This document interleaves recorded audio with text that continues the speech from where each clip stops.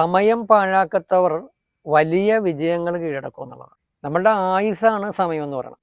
നമ്മൾ മറ്റുള്ളവരുടെ സമയത്തിനും നമ്മളുടെ സമയത്തിനും ഒരേപോലെ വില കൊടുക്കണമെങ്കിൽ ജീവിതത്തിൽ ഉറപ്പായിട്ടും വലിയ അത്ഭുതങ്ങൾ സംഭവിക്കും. പക്ഷേ സമയം നഷ്ടപ്പെടുത്തുന്നവൻ അവൻ്റെ ആയുസ്സാണ് നഷ്ടപ്പെടുത്തുന്നത് ഓർക്കണം. നമുക്ക് പോയ സമയം ഒരിക്കലും തിരിച്ചു കിട്ടുകയില്ല. അതുകൊണ്ട് ഇന്ന് ചെയ്യാനുള്ള ഇപ്പം ചെയ്യുക, നാളെ ചെയ്യാനുള്ള ഇന്ന് ചെയ്യുക എന്നുള്ളതാണ്. ഈ സമയം തന്നെയാണ് പണവും. ടൈം ഈസ് മണി കേട്ടിട്ടില്ലേ? നമ്മുടെ സമയം, നമ്മൾ ഇൻവെസ്റ്റ് ചെയ്യുന്ന സമയത്തിൻ്റെ ഔട്ട്പുട്ടായിട്ടാണ് നമ്മൾക്ക് പണം വരുന്നത്.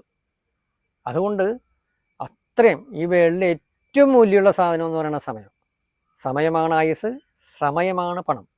അതെന്നും നമ്മളുടെ മനസ്സിലുണ്ടാവണം.